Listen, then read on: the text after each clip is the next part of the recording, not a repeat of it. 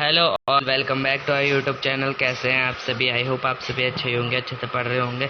तो दोस्तों, आज की इस वीडियो के अंदर हम आपकी क्लास 9 की एक और पोएम कराने जा रहे हैं जिसका नाम है नो मैन आर फॉरेन। और ये पोएम हमारी लिखी है जेम्स किरकप जी ने। इनका नाम आप याद कर लेना, मस्ट है, नाम इम्पोर्टेंट होता है, इसलिए मैं आपको बता रहा हूँ कि नाम ज़रूर याद कर लीजिएगा। पोएम का टाइटल है नो मैन आर फॉरेन। तो इससे आपका टाइटल से ही थोड़ा बहुत अंदाजा हो रहा होगा कि इस पोएम के अंदर हम क्या पढ़ने वाले हैं। और दोस्तों, उससे पहले मैं बता दूं, ये पीडीएफ मैंने एक वेबसाइट से डाउनलोड करी है, ओपी स्कूल नाम से। तो मैं उनका इसके लिए धन्यवाद करना चाहता हूँ और इसका क्रेडिट उन्हें देता हूँ। ओके दोस्तों, ठीक है, तो आगे बढ़ते हैं वीडियो के अंदर। तो poem no man are foreign by James Kirkup, ठीक है। फॉरेन, ये जो पोएम बाय जेम्स किरकप, इसके अंदर दोस्तों आपको टाइटल से, जैसे मैंने बताया, टाइटल से थोड़ा बहुत अंदाज लग जाता है। तो इसके अंदर हम बेसिकली बात करने वाले हैं कि कोई भी बाहरी आदमी फॉरेनर नहीं होता, सब एक ही होते हैं, सभी इंसान होते हैं। ओके दोस्तों, तो इसके अंदर हम ये बात करेंगे कि सभी इंसान होते हैं, कोई भी आपका फॉरेनर जो कोई भी है वो और दूसरे देश का नहीं होता। तो स्टैंडर्ड वाइज पढ़ेंगे। और आपको पता ही है, जब भी हम कोई भी वीडियो एक्सप्लेनेशन देते हैं, सबसे पहले उसका हम पोएम के लाइन में एक्सप्लेनेशन देखते हैं, फिर इसके बाद हम हार्ड वर्ड मीनिंग्स वगैरह देखते हैं, होते हैं तो, और नहीं होते तो फिर हम बता देते हैं आपको क्या क्या इसके अंदर हार्ड रहने वाला है। फिर इसके लास्ट में हम इसके पोएटिक डिवाइसेस वगैरह देखते हैं कि वन स्टॉप सॉल्यूशन हम आपको प्रोवाइड कराते हैं चैप्टर या वीडियो का। ओके दोस्तों, तो पढ़ते हैं लाइन में एक्सप्लेनेशन। तो यहाँ पे पॉइंट सबसे पहले हमारी लाइन के अंदर बता दें, member no man are strange. याद रखो, कोई भी स्ट्रेंज नहीं होता, यानी कोई भी अजनबी नहीं होता। नो कंट्रीज आर फॉरेन, कोई भी कंट्री बाहरी नहीं होती। Means all the uniforms are single body breathes, यानी वो कहते हैं सभी ये कहते हैं जितने भी हमारे आर्मी मैंस होते हैं उनकी जो यूनिफॉर्म होती है उसके अंदर जो बॉडी होती है वो सबकी बॉडी सेम होती है, सही एक ही एनवायरमेंट में वो सांस ले रहे होते हैं। Like our the land our brothers walk upon is earth like this in which we shall lie. यानी वो कहते हैं हम सोचते कि जो है हम उस धरती के टुकड़े की वजह से एक दूसरे से लड़ रहे होते हैं, लेकिन अर्थ जो चाहती है, जिसका हम केयर टेकर हैं, अर्थ ऐसा नहीं चाहती। अर्थ हमारे से कहती है कि नहीं, तुम मत लड़ो। ठीक है दोस्तों, तो ये हमारा पॉइंट बताना चाहते हैं। ठीक है, ठीक है। और वो कहते हैं कि ये जो अर्थ है, क्या वो ये है, ऐसा देखती है, क्या वो ऐसा करती है, अगर नहीं। ठीक है दोस्तों, और इसी के साथ साथ वो बताते हैं हमें ये सोचना चाहिए कि हर कंट्री एक ही कंट्री होती, पूरी कंट्री एक टेरिटरी है, पूरी कंट्री एक ही है। The world is our territory. Okay okay, ठीक है दोस्तों, तो हमारे पूरे वर्ल्ड ही हमारी टेरिटरी है। ठीक है, KGF 2 वाला डायलॉग। ठीक है दोस्तों, तो ये जो है हमारे पॉइंट इसमें समझाते हैं कि पूरी वर्ल्ड को अपनी टेरिटरी समझे करो, सब अपने, सब सिमिलर, सब ही देखो, गॉड नहीं बनाया है, भले आप गॉड का अलग अलग मानते हो, ये धर्म रिलीजन का ये सब कुछ नहीं है, सब ही हम सभी एक ह्यूमैनिटी से बिलोंग करते हैं, सभी इंसान हैं। ओके दोस्तों, ठीक है, तो आगे बढ़ते हैं स्ट्रेंजर नंबर 2 की तरफ। They to aware of sun and air and water are feed by peaceful harvest by war's long winter starved, their hands are our and in their line we read a labor not different from our own. They too aware of sun and air water, यानी वो कहते हैं सूरज की रोशनी, खाना, पानी, हवा, सब हमको आर फैड पीसफुल हार्वेस्ट, जितने भी हमारे हवा पानी सारे रिसोर्सेज कहते हैं कि हमें शांति चाहिए, शांतिपूर्वक पीसफुल रहना चाहिए लोगों को। By wars long winter starved their hands are our and in their lines we read a labour not different from our own. यानी वो कहते हैं जितने भी लोग होते हैं वो हमसे डिफरेंट नहीं होते, जो लेबर होते हैं वो हमसे डिफरेंट नहीं होती, जो पीसफुल लोग होते हैं वो वहाँ पे जाते हैं कि हम शांति अपने देश को डिफेंड करने जाते हैं वो लोग वहाँ पे, और ये सोचते हैं कि हमें वहाँ पे खाना मिलेगा। लेकिन जैसे जैसे युद्ध बढ़ता जाता है तो उन्हें खाने मिलने की स्थिति और ज़्यादा बेकार होती जाती है। और स्ट्रेंजर नंबर 3 की ओर बढ़ते हैं। Remember they have eyes like our dad they walk और स्लीप, यानी वो कहते हैं याद रखो कि उनकी भी आंखें हमारी तरह ही हैं, वो हमारी तरह उठते हैं, सोते हैं। And state that can be won by love, और जो ताकत है उसे प्रेम से जीता जा सकता है। In every land is common life, हर धरती के टुकड़े पे एक ही जैसी जिंदगी पनप रही है। They all can recognise and understand, वो सभी समझते हैं और समझाना चाहते हैं और शांतिपूर्वक रहना चाहते हैं। और स्टैंडर्ड नंबर 4 की ओर बढ़ते हैं। Let us remember whenever we are told to hate our brothers it our self day.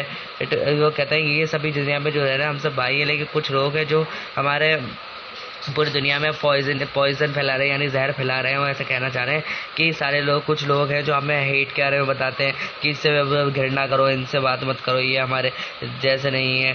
We who take arms against each other, कि हम लोगों को एक दूसरे से लड़ाई करनी चाहिए। तो पर वो लोग गलत हैं, हमारे पॉइंट कहते हैं कि ये चीज़ बिल्कुल गलत है, हमें ऐसा चीज़ बिल्कुल भी नहीं करनी चाहिए। ठीक है दोस्तों, stanza number 5, it is the human earth that we deliver, ये हमारी जो अर्थ है ये इस पे हम सभी रहते हैं और हम सभी एक ही जनजाति से बिलोंग करते हैं जिसका नाम है इंसान। अवर हेल्स ऑफ फायर, अब वो हमें हेल से कंपेयर कर रहे हैं, युद्ध को जो है हेल से यानी जहन्नम से कंपेयर कर रहे हैं, नर्क से कंपेयर कर रहे हैं, कि वो कहते हैं जो नर्क का जो युद्ध होता है, ये नर्क युद्ध, हेल्स ऑफ फायर जहाँ पे आग के गोले बरसते हैं, डस्ट और ट्रेज ऑफ इनोसेंस यानी आम लोग जो इनोसेंस मासूम लोगों का खून खराब होता है, of air they that is everyone our own, remember no man are foreign, वो कहते हैं याद रखो कि कोई भी फॉरेन नहीं है, यानी कोई भी बाहरी नहीं है, कोई भी परदेसी नहीं है, सब स्वदेशी हैं, सभी पूरी वर्ल्ड एक ही टेरिटरी है। And no country is strange, और कोई भी कंट्री स्ट्रेंज नहीं है, यानी कोई भी कंट्री अजनबी नहीं है। डिफाइल, मार्क डर्टी, पॉल्यूट, ये सब चीज़ें तुम्हें बिल्कुल भी नहीं करनी चाहिए। Outrage the innocence of violate the purity, वो कहते हैं कि तुम्हें बिल्कुल भी वायलेट नहीं करना चाहिए धरती की शांति और पवित्रता को। ओके दोस्तों, तो इसी के साथ साथ हमारी ये पोएम का एक्सप्लेनेशन कंप्लीट होता है।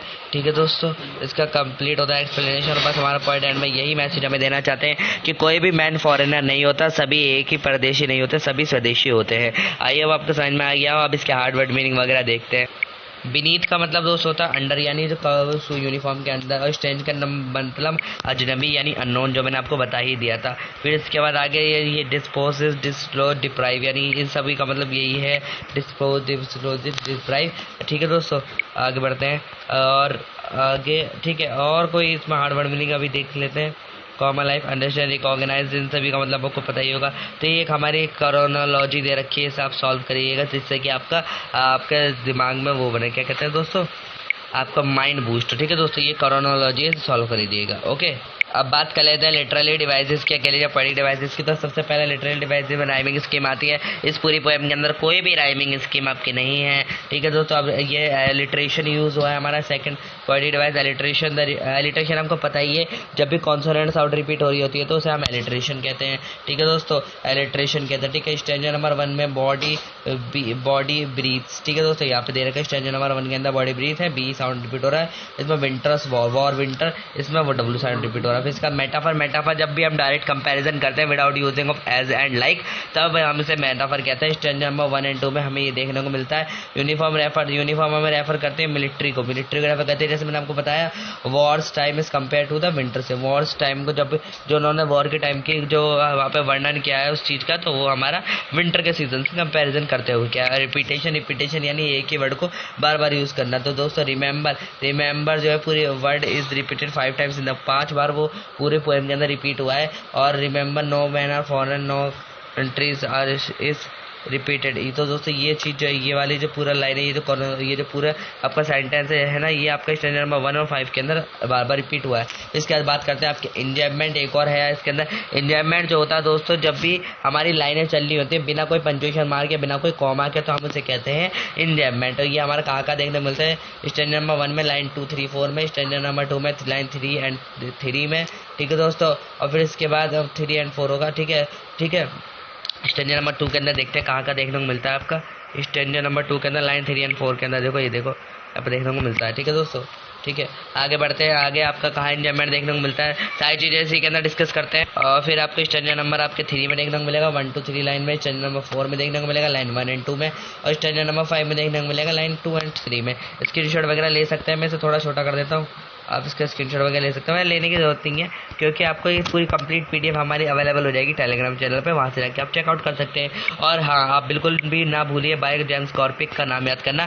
और आई होप